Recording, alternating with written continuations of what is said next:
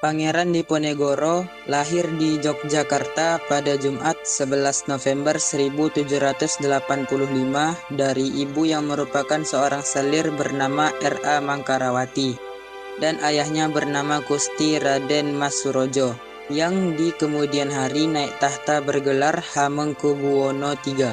Pada saat Pangeran Diponegoro lahir, ia diberi nama Raden Mas Mustahar yang akhirnya ia diberi gelar pangeran dengan nama Pangeran Diponegoro.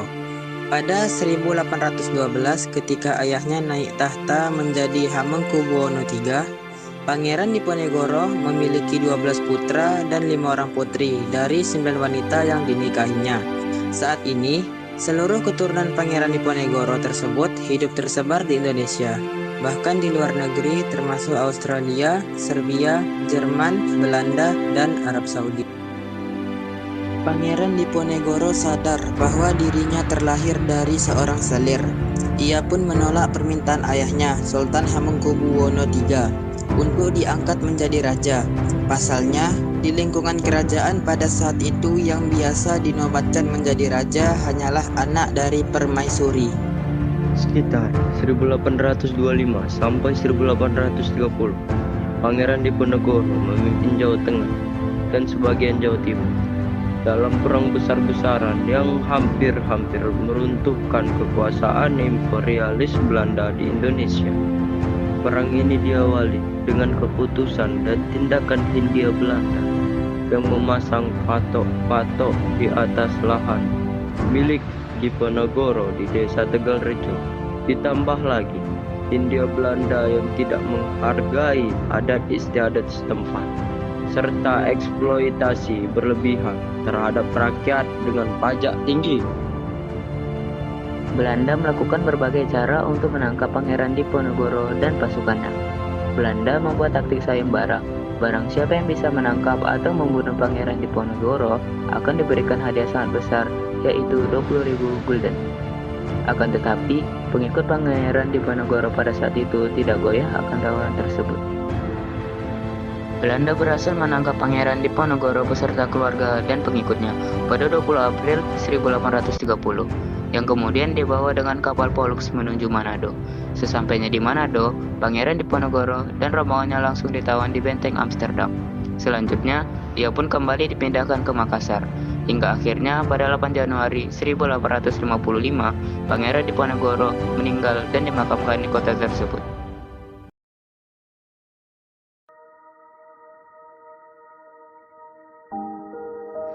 Tengku Amir Hamzah, yang bernama lengkap Tengku Amir Hamzah Pangeran Indra Putra, atau lebih dikenal hanya dengan nama pena Amir Hamzah, 28 Februari 1911 hingga 20 Maret 1946, adalah sastrawan Indonesia angkatan Pujangga Baru dan pahlawan nasional Indonesia. Lahir dari keluarga bangsawan Melayu Kesultanan Langkat di Sumatera Utara. Ia dididik di Sumatera dan Jawa.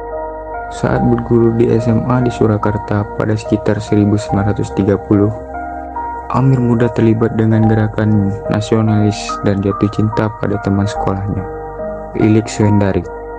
Bahkan setelah Amir melanjutkan studinya di sekolah hukum di Batavia atau sekarang Jakarta, keduanya tetap dekat.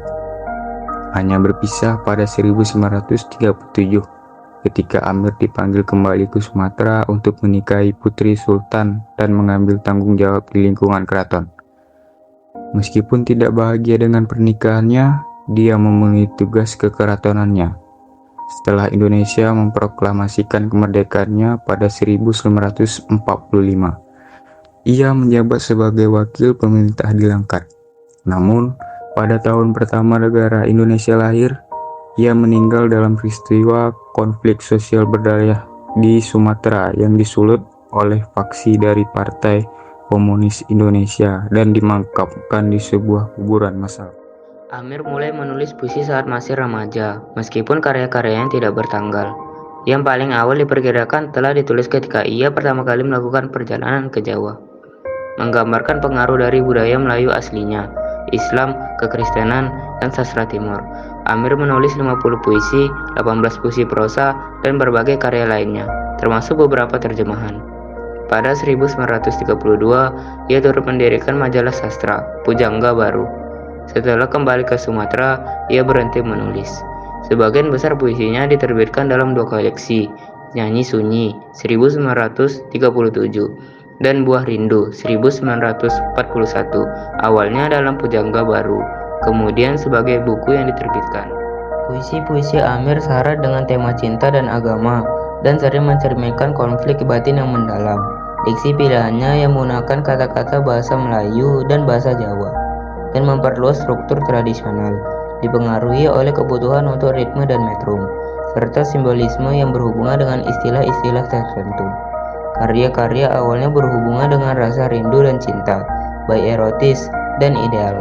Sedangkan karya-karyanya selanjutnya mempunyai makna yang lebih religius. Dari 2 koleksinya, Nyanyi Sunyi umumnya dianggap lebih maju, karena puisi-puisinya Amir disebut Raja Penyair zaman Pujangga Baru, dan satu-satunya penyair Indonesia berkelas internasional dari era pra-revolusi nasional Indonesia.